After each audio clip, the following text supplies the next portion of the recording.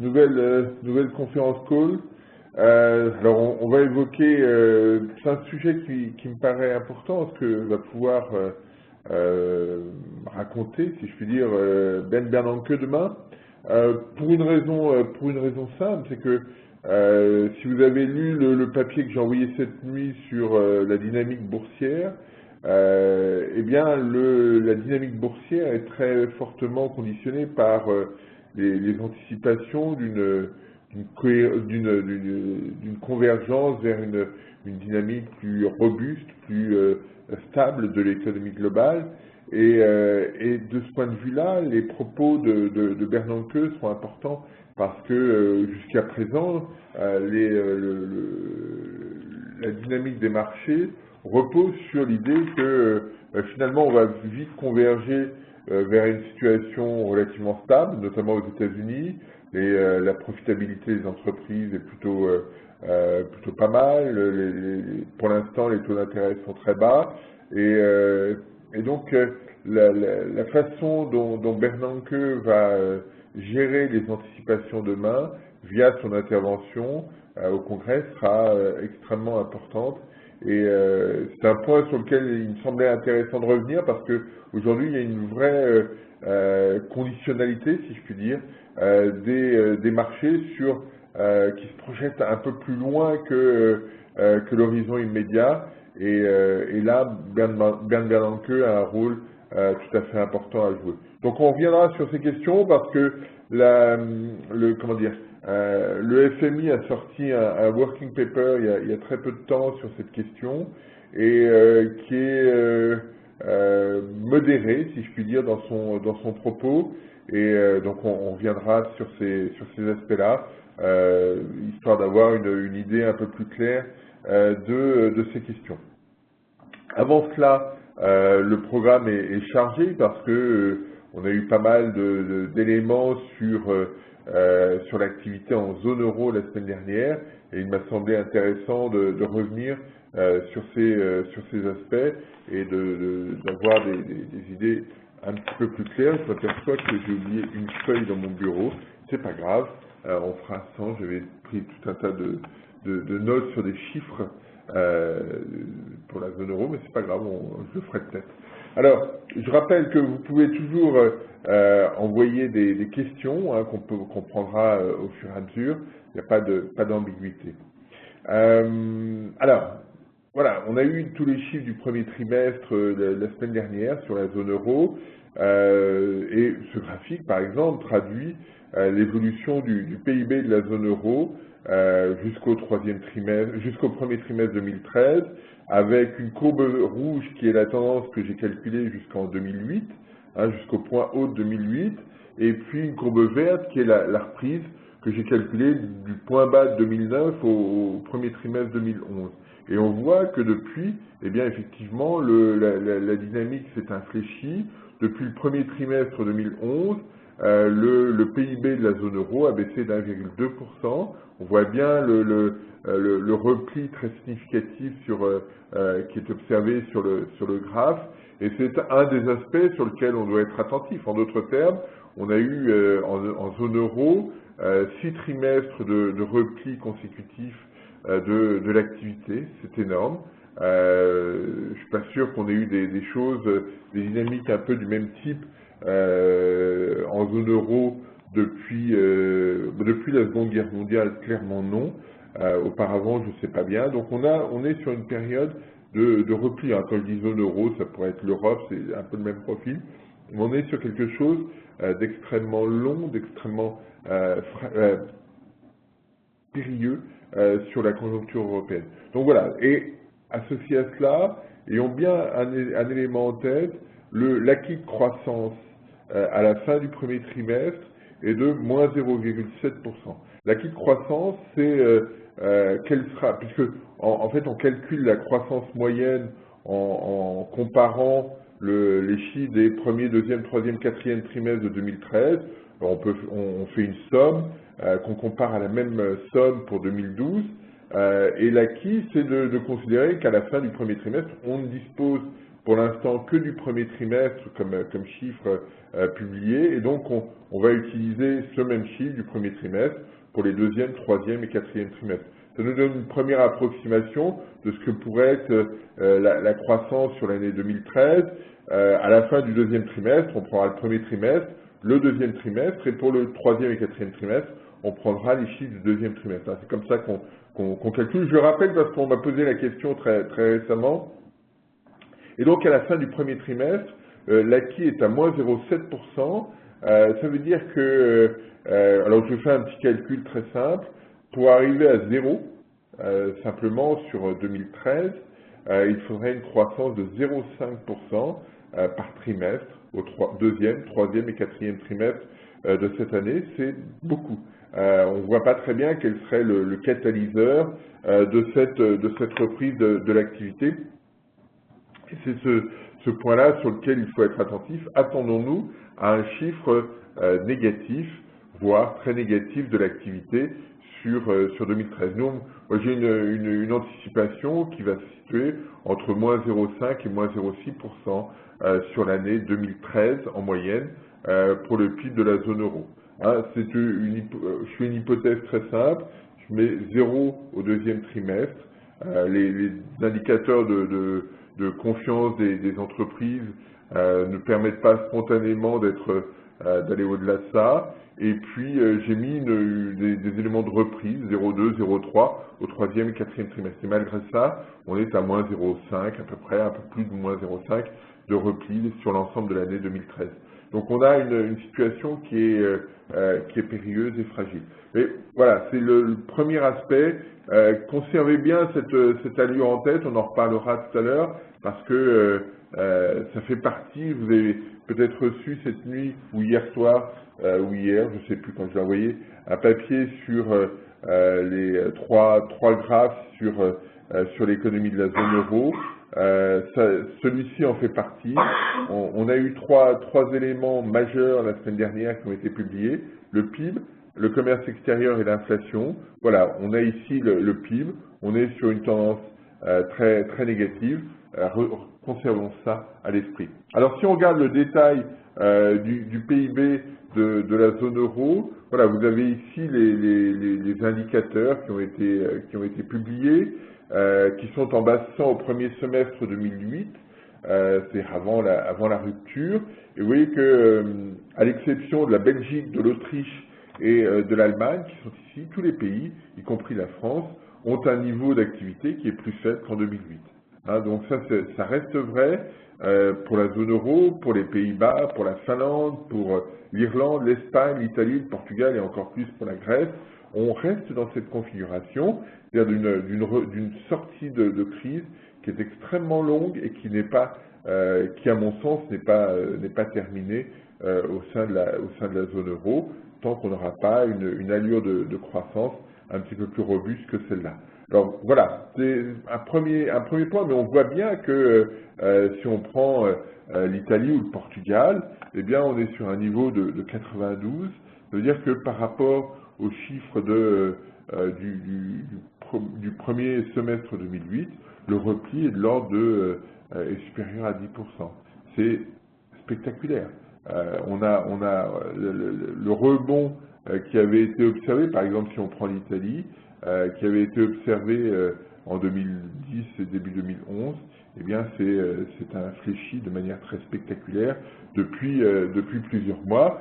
On a des chiffres un peu similaires au Portugal, en Espagne, et donc là on a des sources de fragilité, hein, parce que et c'est une des raisons pour lesquelles la croissance de la zone euro sera extrêmement faible, c'est que l'Italie pèse 18% du PIB, l'Espagne pèse un peu plus de 10%, et quand vous avez ces deux pays qui ont une allure de ce type-là, on ne peut pas imaginer un rebond très significatif.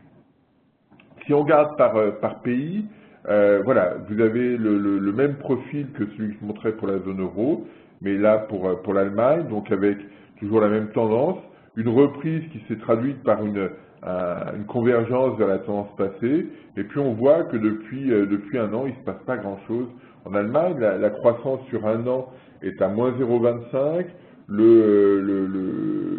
l'acquis est à moins 0,3. Donc on va rester sur une situation difficile pour l'économie allemande.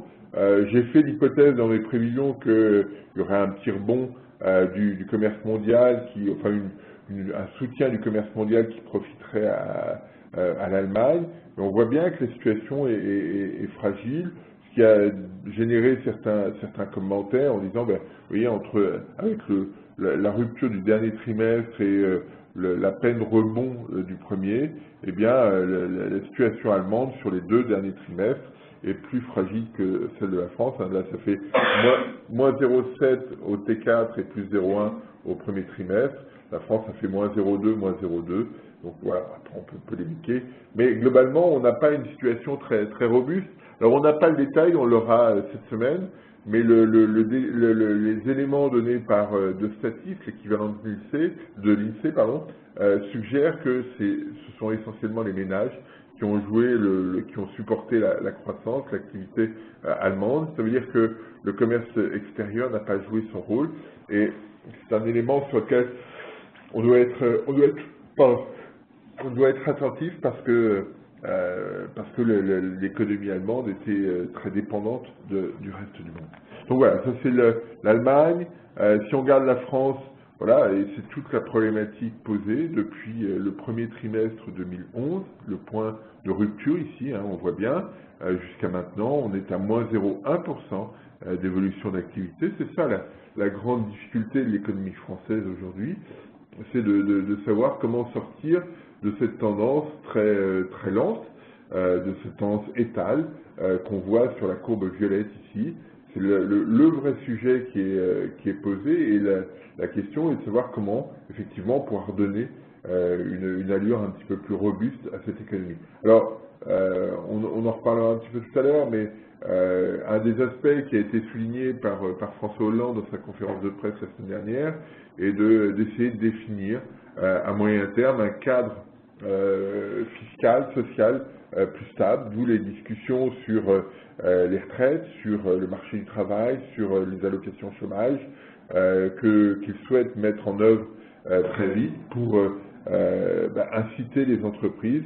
Et on revient sur ce qui avait été évoqué il y a 3 semaines, un mois, avec la réunion avec les entrepreneurs, de définir un cadre fiscal plus stable pour inciter à investir, parce que c'est aujourd'hui la seule façon de sortir de cette espèce de torpeur que présente le PIB de la zone euro, de l'économie française. On reviendra dessus tout à l'heure. Si on regarde l'Italie, on a quelque chose de dramatique, on a l'activité a baissé de 0,5%. Tout ça sont des taux non annualisés, 0,5% au premier trimestre 2013, après moins 0,9 au quatrième trimestre 2012. On est à moins 2,3% de croissance sur un an, moins 1% d'acquis. Donc on est sur quelque chose d'extrêmement faible, d'extrêmement fragile. Alors le nouveau gouvernement veut soutenir la croissance. Il a réduit, il a annulé la taxe sur l'immobilier, qui était la source de mécontentement des ménages, mais il n'est pas sûr que cela suffira, parce que on voit bien la rupture qui est observée ici, c'est tout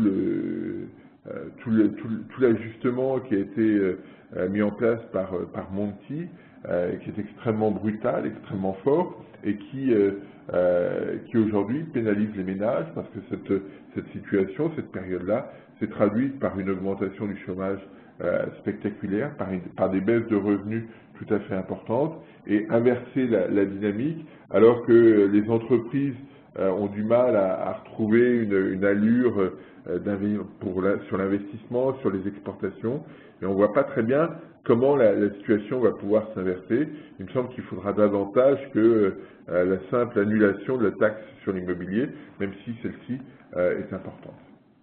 Sur l'Espagne, on a une tendance baissière, moins 0,5 sur le trimestre, moins 2% sur un an, moins 0,9, moins 0,8, moins 0,9, je ne sais plus exactement sur l'acquis, donc des chiffres qui sont là aussi très fragile et qui montre une économie qui ne trouve pas encore le rebond, la source de rebond de son activité. Alors avec une crainte, c'est que la situation continue de se fragiliser. On en parlera tout à l'heure en regardant le commerce extérieur de l'économie espagnole. Sur l'économie néerlandaise, on est en récession, vous voyez, on a une tendance légèrement baissière. C'est la situation des ménages qui est pénalisante pour l'économie néerlandaise. Il y a eu une bulle immobilière tout à fait considérable qui est en train de se dégonfler progressivement, mais qui pèse sur la demande intérieure, qui pèse sur le comportement des ménages. Alors, l'économie est plus diversifiée qu'en Espagne, par exemple, et donc l'impact est beaucoup moins marqué que ce qu'on avait en Espagne, mais l'ampleur de la bulle immobilière était un peu du même type, hein, voire même un peu plus marquée, mais il y a des dynamiques sociales et une structure de production qui permet d'amortir davantage cette situation. Je rappelle qu'en Espagne, j'ai plus le chiffre en tête, je l'ai regardé sur les Pays-Bas, mais en Espagne, il y avait plus de 20% de la population dont l'activité était liée à l'immobilier. Quand celui-ci est tombé à zéro, eh bien, le choc a été brutal. Sur les Pays-Bas, la problématique est beaucoup moins marquée et donc la part de l'emploi est beaucoup moins liée la part de l'emploi dans la construction et l'immobilier est beaucoup plus faible qu'en Espagne, et donc l'impact a été beaucoup plus limité malgré tout. Et puis le dernier point sur le Portugal, alors là j'ai plus du tout les chiffres, hein, mais on doit être à moins 2,6% sur un an. Donc on a un ajustement qui a été extrêmement violent et qui continue, hein, même si c'est un rythme un petit peu plus faible. Donc je voulais le montrer parce que la rupture est très forte, hein. Ça traduit simplement l'ajustement des comptes portugais liés aux demandes de Bruxelles. Donc on a quelque chose ici qui reste extrêmement fragile. Et on voit bien que sur l'Italie, sur l'Espagne, sur le Portugal et même sur la France, il y a probablement un besoin de trouver un mode d'activité un peu différent de ce qu'on avait précédemment, c'est-à-dire une autonomie de croissance un petit peu plus forte. Mais c'est un point que j'ai déjà développé très largement ici. Voilà, c'est ce qu'on pouvait observer, de bien voir que ni en Italie, ni en Espagne, ni au Portugal, ni même en France, la situation spontanément s'améliore. On n'est pas dans cette configuration-là. C'est pour ça que quand on prend cet indicateur d'activité, qu'on le couple avec celui du commerce extérieur de la zone euro, on a peut-être un certain nombre d'inquiétudes. Vous avez ici l'évolution du solde du commerce extérieur de la zone euro. En bleu clair, vous avez l'évolution mois par mois, et puis en violet, vous avez l'évolution sur 3 mois, qui donne c'est un peu moins volatile. Mais on voit bien que la situation a changé de nature ces derniers mois, puisque désormais le solde extérieur est à un niveau extrêmement élevé. On est à 18,7 milliards d'excédents. Sur le premier trimestre, on a un excédent cumulé de 40 milliards contre 9 milliards l'année dernière, et la plupart de la part principale de cet élargissement du surplus vient d'une réduction des importations. Il y a une augmentation des exportations à un rythme modeste, un peu supérieur à 2%, mais la raison principale, c'est un ralentissement très net, un repli très net même des importations. En d'autres termes, les pays de la zone euro contraignent leur demande interne, et ça se traduit par une accélération, une augmentation très nette du solde extérieur. Mais la question qui est posée, que j'avais évoquée dans un papier que vous pourrez retrouver sur mon blog très récemment, la question est de savoir si cette situation est tenable ou pas. En d'autres termes, quand vous avez un excès un surplus extérieur de la sorte, ça veut dire que vous exportez de l'épargne, et si vous exportez de l'épargne, c'est soit parce que vous en faites trop, soit parce que vous investissez de manière insuffisante. Et alors si on comprend bien que l'Allemagne ait pu mener une telle politique pour des raisons diverses et variées, parce qu'elle exportait beaucoup. Est-ce que cette situation n'est probablement pas tenable pour l'ensemble de la zone euro, parce qu'elle est associée à des pressions très fortes sur la demande interne en Espagne, en Italie, au Portugal. Et si on regarde l'Espagne, la question simple est de savoir si l'économie espagnole est capable de maintenir, parce qu'on le verra tout à l'heure, l'économie, le solde extérieur espagnol est revenu à l'équilibre. La question est de savoir si on peut tenir cette situation durablement avec un taux de cet équilibre du commerce extérieur espagnol durablement, avec un taux de chômage à 27%, sûrement pas. Et donc, on a ici une mesure d'un ajustement temporaire sur la zone euro, parce que cette situation n'est pas tenable. À un moment donné, la demande interne, soit le niveau de vie baisse de façon considérable et encore bien supérieure à ce qu'on a observé en Espagne et en Italie, soit effectivement on retrouve une dynamique interne un petit peu plus robuste, même si elle ne ressemble pas forcément à ce qui était observé avant la crise, et à ce moment-là, le surplus baissera de façon significative. Pardon. Donc la question, c'est la problématique ici, c'est simplement de mesurer une situation qui n'est pas encore stable sur l'économie de la zone euro et qui traduit une déformation très nette de l'environnement. Ça, c'est quelque chose qu'on doit bien conserver à l'esprit, parce que c'est pas parce qu'on a un solde extérieur très excédentaire que c'est forcément très bien. Là, il est uniquement lié au fait que les importations baissent de façon très significative, et c'est pas forcément un signe d'amélioration très brutale. Autre point qu'on peut signaler, alors ce graphe, c'était le deuxième que j'évoquais. Tout à l'heure, j'ai dit 3 graphes pour caractériser la situation de la zone euro. Il y avait le PIB qui baissait en tendance. Il y a cette situation du commerce extérieur très excédentaire et probablement excessive, compte tenu des éléments que j'ai pu évoquer. Et puis le dernier point, c'est le repli, le ralentissement très brutal de l'inflation. Vous le voyez ici, on est à 1% sur le taux d'inflation sous-jacent, 1,2% sur le taux d'inflation global. Donc on n'est pas dans une configuration d'accélération. Alors la raison principale, c'est la baisse du prix de l'énergie, enfin de la baisse de la contribution de l'énergie. On l'a ici en rouge, on est légèrement négatif au mois d'avril, mais on voit que la courbe violette ici, qui est l'ensemble hors énergie, eh bien, a une contribution qui chute. C'est le 1% de tout à l'heure, mais calculé en contribution. Donc on a un repli qui est significatif. Et quand on regarde la situation en zone euro, eh bien, on a ici au milieu la situation de la zone euro, 1,2% sur l'inflation au mois d'avril, 1% sur l'inflation sous-jacente, mais on voit que les poids lourds de cette économie européenne, l'Allemagne, la France, notamment, sont sur des taux d'inflation qui sont beaucoup plus faibles, et avec des taux sous-jacents extrêmement réduits, que ce soit pour la France ou pour l'Allemagne. Donc on ne peut pas exclure que pour tous ces pays-ci, eh bien, on soit en situation de déflation. C'est le cas pour la Grèce, c'est le cas pour Chypre.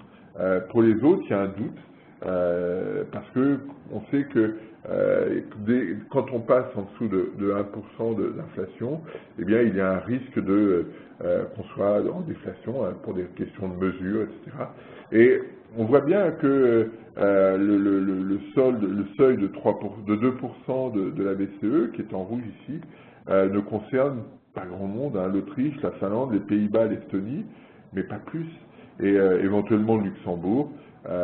Mais donc on est sur une situation qui est extrêmement, où la demande interne présente une fragilité très marquée. Et sur l'Espagne, la hausse de l'indicateur sous-jacent traduit simplement des effets de fiscalité et pas des effets de prix hors fiscalité. Hein. Si on regardait l'effet prix hors fiscalité, on serait beaucoup plus bas que ça.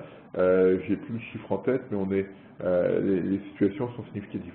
En d'autres termes, l'économie de la zone euro s'ajuste sur sa demande interne. C'est un point qu'on a souvent évoqué. Je ne crois pas l'avoir mis en graphe. Non, je ne l'ai pas mis en graphe. Alors, on a une dynamique de la demande interne qui est extrêmement faible. Ça ne crée pas de pression sur le marché du travail.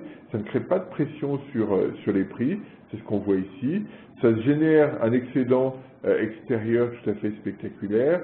Et très clairement, on n'est pas dans une phase d'équilibre. On ne peut pas faire l'hypothèse que la dynamique de la zone euro passera par des contractions supplémentaires de la demande intérieure. Et donc on est dans une phase où on n'est plus dans la dynamique d'avant-crise, mais où la situation future n'est pas encore trouvée. C'est pour ça que je pense que la problématique de crise n'est pas encore résolue et que l'économie de la zone euro n'a pas encore trouvé la trajectoire stable et n'a pas trouvé même si elle l'avait, enfin, on n'a pas trouvé la trajectoire stable ni le moyen d'y converger. Et donc on est toujours dans cette situation-là. Et là-dessus, je pense que le propos de Draghi sur la zone euro, sur les craintes qu'il y a sur la demande interne, hein, c'est son propos systématiquement de dire le risque sur la zone euro est celui d'une fragilité marquée sur la demande interne.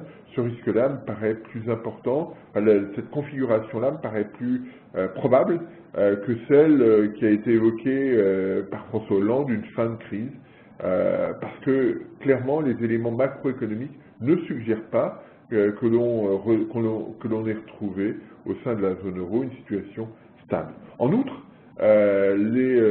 comme on l'avait évoqué la semaine dernière, et c'est un point sur lequel on doit revenir quand même, la dynamique des institutions n'est pas encore stabilisée. On l'a vu, on le voit dans les discussions qu'il y a sur l'union bancaire. Donc voilà, il y a un certain nombre d'éléments qui ont été mis en place. C'est ce que disait Monti ce matin dans une interview. La situation peut-être se met en place, mais le chemin à parcourir est encore assez long. Et on voit bien, hein, l'Italie, l'Espagne, la zone euro, toutes ces dynamiques sont encore très fragiles, très négatives. C'est le cas aussi du commerce extérieur. Donc c'est cet aspect-là auquel il faut être attentif. Et pour plus de détails, je vous renvoie sur le papier que j'ai évoqué sur mon blog sur cette question. Vous avez ici l'évolution de la production industrielle jusqu'au mois de mars pour les pays de la zone euro et européens, parce que j'ai mis l'Angleterre, et puis j'ai rajouté les États-Unis qui ont une allure un petit peu plus robuste. Mais on reste, vous voyez, pour tous ces pays, sous un niveau de 100 du premier semestre 2008, hein, même mesure que tout à l'heure, y compris aux États-Unis, où on parle systématiquement d'amélioration brutale du secteur manufacturier sous l'effet du gaz de schiste, etc. On n'y est pas franchement encore, et donc attention aux élucubrations et aux prolongements excessifs. Ce qu'il faut constater, c'est une relative stabilisation des indicateurs en Angleterre et en Allemagne, et donc en zone euro, compte tenu de l'Allemagne, sur le premier trimestre. Mais on a bien vu, néanmoins, que ça n'avait pas suffi pour l'instant à stabiliser la production, le PIB au cours du premier trimestre. Si on regarde l'économie française, on va parvenir sur ce graphe que j'ai présenté tout à l'heure, mais on peut revenir sur la dynamique de demande, et vous avez ici la décomposition par grand poste, et on voit que, alors deux, trois choses à souligner. La préoccupation majeure qui est la mienne, quand je regarde l'économie française, c'est la partie violette ici, qui est celle de l'investissement. Ça fait 5 trimestres que l'investissement se replie, ça fait 3 trimestres où la baisse de l'investissement est essentiellement liée à celui de l'investissement productif. Et ça, c'est quelque chose de préoccupant pour une raison simple qu'on a déjà évoquée, c'est que le profil du cycle économique est essentiellement lié au profil de l'investissement. Et tant qu'on n'aura pas de reprise de l'investissement productif, eh bien, on ne peut pas faire l'hypothèse qu'on aura une reprise durable du PIB. Alors, l'accent a souvent été mis sur la consommation, et la consommation est quelque chose de très lisse.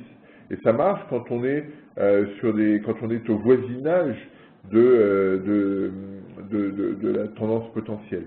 On ne l'est plus aujourd'hui, hein, c'est ce que montre très clairement ce graphique.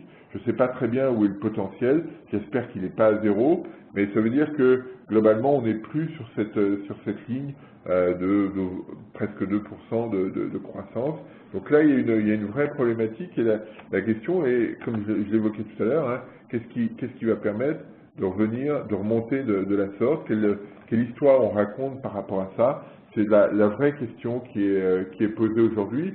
Et dans ce cadre-là, l'objectif, on voit bien, on perçoit bien que les objectifs de la politique économique en France ont été modifiés. La hiérarchie a été modifiée plutôt au profit des entreprises que des consommateurs. On a un virage, me semble-t-il, assez marqué aujourd'hui sur cette question, puisque voilà, François Hollande, dans sa conférence de presse la semaine dernière, a très clairement réindiqué, parce que c'était des points qui avaient déjà été évoqués, que voilà, il souhaitait mettre en place un cadre pour que effectivement la situation incite les entreprises à investir. Et il y a vraiment ce basculement au profit des entreprises et de l'investissement et au détriment du consommateur. Ces éléments-là sont aujourd'hui très facilement observables, que ce soit sur les réformes du marché du travail, que ce soit sur les crédits d'impôt sur la productivité, probablement les discussions qu'il va y avoir sur les retraites, que ce soit l'incitation, l'impulsion sur l'investissement qui a été évoqué, qu'on a déjà évoqué. Tout ça sont des éléments qui devraient permettre de stabiliser le cadre, et les discussions qu'il va y avoir demain dans les mois qui viennent sur les retraites, tous ces éléments n'ont qu'un seul objectif, c'est de dire, voilà, on a stabilisé le cadre dans lequel l'économie française fonctionne, et donc vous avez une situation où vous pouvez investir, et donc à modifier probablement encore un peu la dynamique fiscale pour être réellement incitatif. C'est cet aspect-là qu'il convient de souligner aujourd'hui, et probablement l'effort qui sera maintenu du côté des entreprises par le gouvernement. Je ne pense pas qu'on ait grand-chose à attendre du côté des ménages dans les mois qui viennent, parce que la dynamique de consommation des ménages ne se tord pas assez pour peser sur le cycle. Elle permet le maintien de l'activité, mais elle ne permet pas une accélération très brutale, sauf sur les biens durables, sur l'automobile notamment, mais ça on a déjà donné en France, et pas sûr que ça reprenne aussi facilement. Alors j'ai une question de Bernard, de Toulouse. Le PIB par habitant sont-ils aussi en baisse? Oui. Je l'avais montré il y a 3-4 semaines. Il y a un mouvement de repli très significatif du PIB par tête. Je l'avais montré sur la France. Je n'ai pas regardé sur d'autres pays, mais on l'a sur la zone euro. Globalement, on est sur un repli du PIB par tête. Là-dessus, il n'y a aucune ambiguïté pour la zone euro, pour la France, pour l'Italie, pour l'Espagne. L'Allemagne, j'ai pas le chiffre en tête, je sais pas. Et ça montre bien. J'avais fait une comparaison en France avec les sorties de récession de 92 et de 74, en regardant uniquement le PIB par tête, et on avait des écarts tout à fait considérables. Hein. On était sur le PIB par tête en 74, 7 ans après, on était à plus 12% par rapport à 74. En 92, donc en 2000, on était à plus 8%. Là, on est à moins 2,5% pour la France. Donc il y a un vrai souci qui s'opère là-dessus et qui montre bien le mode d'ajustement dans lequel on se situe. Sur l'économie française encore, l'évolution de l'emploi, vous avez ici en bleu le PIB, en baissant au premier semestre 2008, moins 0,1 sur la période, c'est ce que j'évoquais tout à l'heure, moins 0,9 sur l'emploi. Et ce phénomène ne va pas s'arrêter spontanément. Pour une raison simple, c'est que l'emploi est une donnée retardée et une donnée assez inerte. Et donc, si on fait l'hypothèse, comme c'est souvent le cas, que la situation s'améliorera au deuxième semestre, hein, c'est la reprise après l'été qu'on évoque tout le temps, que j'ai même indiqué dans mes prévisions, hein, parce que c'est voilà, on fait l'hypothèse qu'il n'y a pas de choc supplémentaire et que finalement la situation se stabilise et même s'améliore un tout petit peu. Est-ce que ça aura un impact sur l'emploi? Non.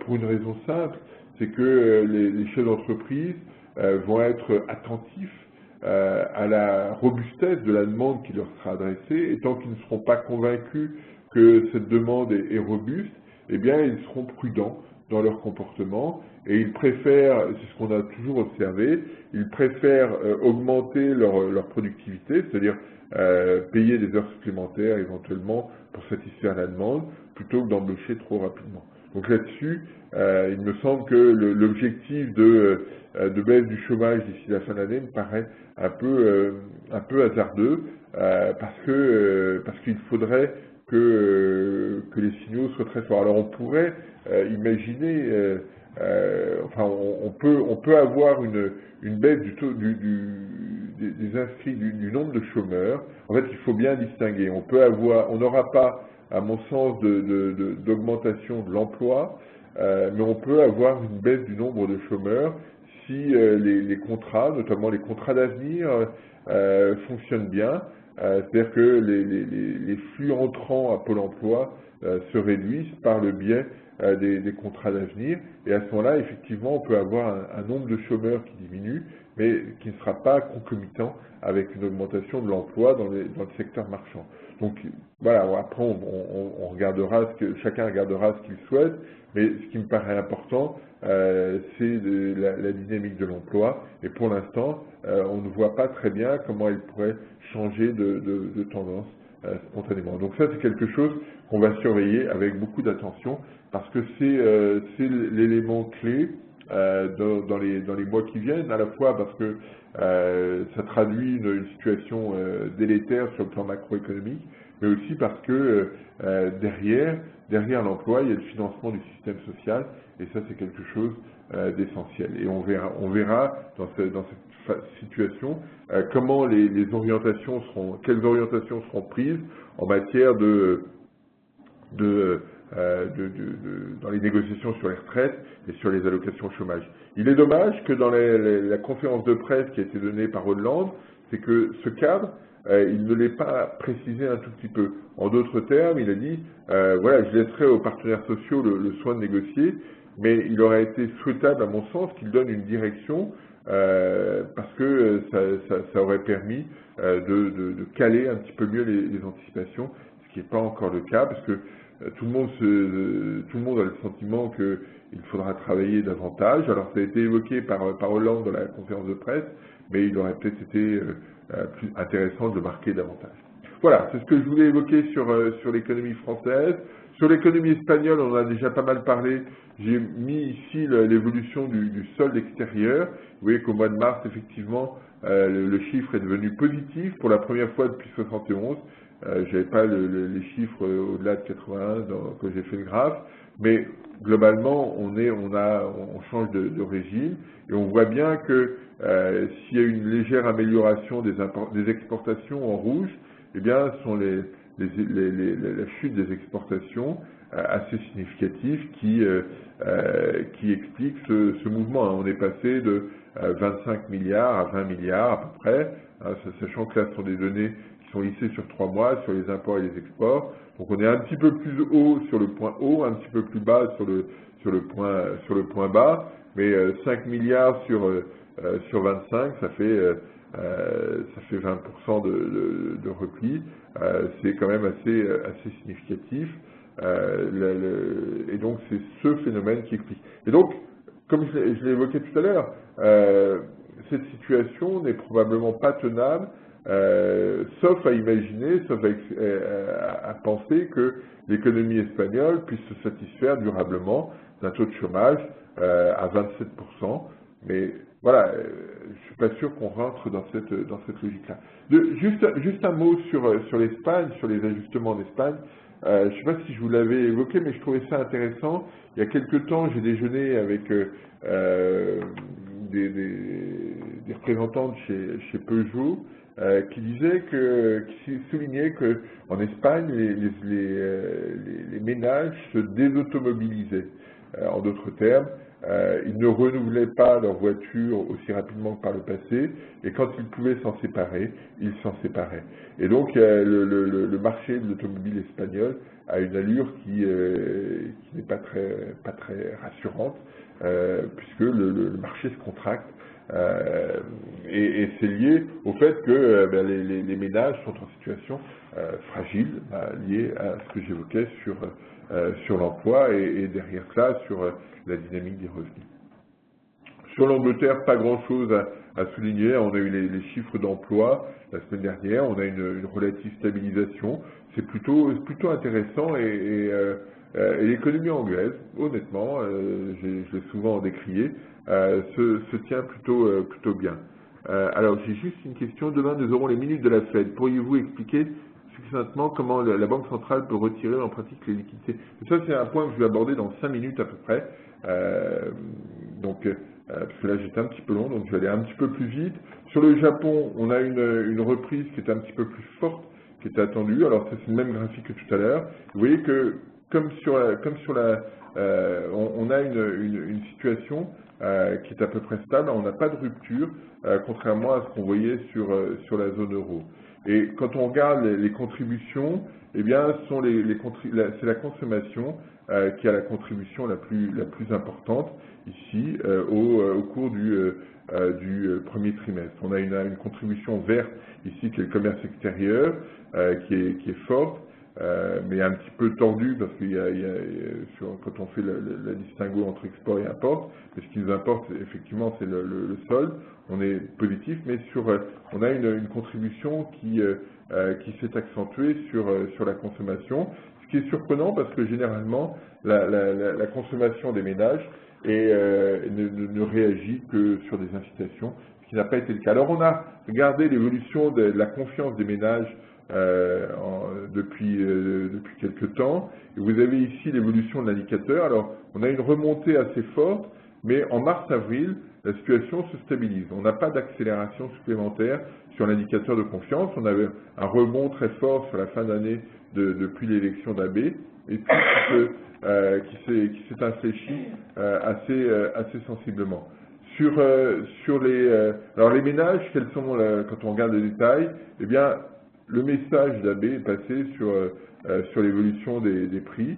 On a un mouvement ici qui est assez significatif des ménages qui ont le sentiment que il y aura à un horizon d'un an une hausse significative de l'inflation.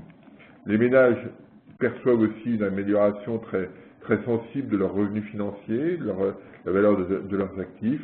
Donc c'est aussi un support d'amélioration des perspectives. Il y a un effet richesse qui peut jouer, mais néanmoins les ménages sont toujours prudents, redeviennent plus prudents sur l'évolution de leur niveau de vie.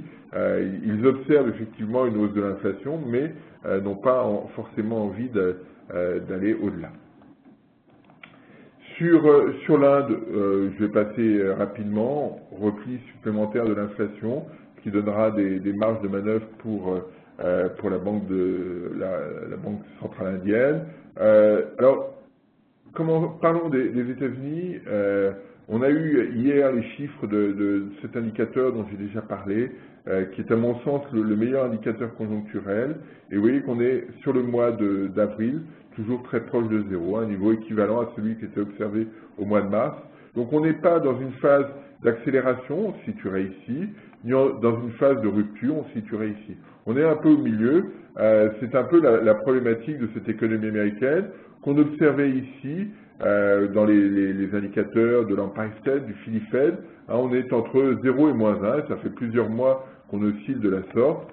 Et pour l'instant, on n'a pas de changement et probablement on peut imaginer que les chiffres de l'ISM seront assez fragiles au regard de ces indicateurs. Il y a un certain nombre d'éléments, notamment sur les commandes, qui ne sont pas très robustes. Du côté de l'immobilier, on a eu l'indicateur NAHB qui a rebondi, mais de façon très modeste. Et ce qui est intéressant, c'est ça qu'il faut souligner, c'est la progression continue des maisons individuelles. C'est ce marché-là qui est le marché porteur sur l'économie américaine. Et là-dessus, on n'a pas beaucoup d'ambiguïté, même s'il y a eu une petite inflexion au mois d'avril. Le marché, celui qui crée de la volatilité sur les mises en chantier, c'est celui des immeubles, des condominiums, qui est en rouge ici. Et on voit sur cette période-là des phases d'accélération, de repli. Et le chiffre qui n'était pas bon sur le mois d'avril était lié uniquement aux immeubles. Mais c'est un chiffre qui est compliqué à interpréter, donc ce n'est pas ça qui crée la dynamique sur l'économie, sur les économies du marché immobilier américain. Et puis un indicateur de confiance qui est à un niveau élevé, c'est ce qu'on voit ici. Alors on reste encore en dessous de la moyenne historique, donc on n'est pas dans une phase d'euphorie sur l'économie américaine, mais c'est un signal intéressant à observer. Et puis l'inflation, on ne va pas épiloguer, on est à 1% d'inflation, une contribution négative de l'énergie. On a un peu le même schéma que sur la zone euro, avec ici, vous voyez, une inflation qui tend vers 1%, aussi bien aux zones euro qu'aux États-Unis, avec un risque non négligeable de déflation. Ayons bien ça en tête. C'est ce qu'on évoquait tout à l'heure. Alors, voilà. Demain, Ben Bernanke va parler. Il y a eu des discussions ces derniers mois sur le quantitative easing. Ce que dit le FMI sur cette question, le FMI a mené une étude assez approfondie sur cette problématique. Et ce que dit le FMI, c'est que globalement, les mesures de quantitative easing, notamment d'achat d'actifs massifs, ont permis de réduire les risques sur l'économie globale. Et le FMI s'interroge sur la continuation de ce mécanisme s'il n'est pas perçu de rupture supplémentaire, si le risque systémique n'est plus aussi marqué. Voilà, c'est un point intéressant parce que l'étude est plutôt fouillée. Et donc, la question à laquelle on doit être attentif, c'est dans ce cadre-là, que va pouvoir évoquer Ben Bernanke. C'est ça la question. Parce qu'il y a deux problématiques qui sont posées dans le comportement de la Fed. Il y a les achats d'actifs, et là-dessus on l'avait évoqué ici très longuement à plusieurs reprises. La question est de savoir si la Fed va continuer d'acheter ou pas. On sait qu'il y a des discussions très intenses. Et ce que dit par rapport à ce mécanisme, ce que dit le FMI, c'est que ces mesures permettent de cautériser, de réduire un certain nombre de déséquilibres qui ont pu être observés. Donc ça, c'est un point important. La question à laquelle on sera attentif demain dans le propos de Bernanke est de savoir si effectivement il y a la situation les fragilités de l'économie américaine sont perçues comme suffisamment résorbées ou pas. Ça va être un point majeur et qui permettra d'avoir une idée un petit peu plus précise du moment où la Federal Reserve pourrait éventuellement arrêter d'acheter des actifs. Je pense qu'on a encore du temps pour une raison simple que j'ai évoquée ici déjà et qui me paraît importante, c'est que la Fed est toujours sous le traumatisme de ce qui s'était passé en 37, je le répète ici, 37-38, où elle avait résorbé ou altéré sa politique monétaire trop rapidement et l'économie n'avait pas supporté ce choc-là. Et donc, on reste dans cette logique-là et je sais que la Fed est très attentive à cette question et donc ça va être un élément majeur de l'analyse. Donc ça, c'est un premier point auquel on doit être attentif. Et le deuxième point dans le discours de Bernanke sera celui qu'il évoquera sur les taux d'intérêt parce que on voit bien, et c'est ce que j'avais évoqué il y a 15 jours ou 3 semaines, si la Fed, comment dire, arrête ses achats progressivement d'actifs, eh bien immédiatement après, les investisseurs vont intégrer l'idée que la Fed remontera ses taux assez vite et donc on risque d'avoir une prime de risque sur les marchés obligataires américains, sur le marché obligataire américain. Et là-dessus, Bernanke ne veut surtout pas prendre ce risque-là parce qu'il ne souhaite pas que le marché immobilier soit fragilisé. Donc on a cette double problématique qui est posée de savoir effectivement ce qui va être dit en matière conjoncturelle pour voir si comment la Fed va pouvoir gérer cette problématique d'achat d'actifs. Et puis une autre question sur le moment où la Fed bougera ses taux d'intérêt. Et elle s'était largement engagée à ne pas les bouger avant 2015. Elle a changé un petit peu ses règles de fonctionnement, mais soyons très attentifs à ces aspects-là parce qu'on voit bien l'articulation qu'il peut y avoir et le risque si l'économie n'est pas perçue comme suffisamment robuste aujourd'hui. Donc voilà, sont ces 3 points. La perception de la conjoncture par Bernanke, ce qu'il va dire sur les achats d'actifs et ce qu'il évoquera en matière de taux d'intérêt. Ce sont trois éléments distincts mais qui se complètent et qui sont les trois aspects sur lesquels on devra être attentif. Mon sentiment est que la Fed va continuer d'acheter et que Bernanke ne donnera pas de signaux sur un arrêt des achats d'actifs.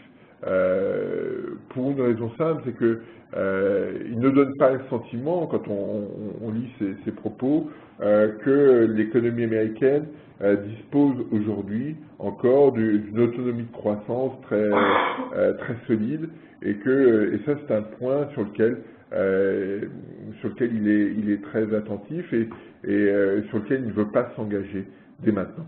Donc voilà, c'est ce que je voulais évoquer. Alors je vais prendre les questions, il y a pas mal de questions. Nico Finog, je ne sais pas très bien qui c'est, mais je découvrirai. Demain, nous aurons les minutes de la Fed. Pourriez-vous expliquer succinctement comment la Banque centrale peut retirer en pratique les liquidités injectées? Elle ne les retirera pas. Elle laissera. C'est pas l'objectif initial. L'objectif initial, c'est éventuellement l'objectif, si on va dans le sens que vous évoquez, l'objectif, ce sera d'arrêter d'en injecter.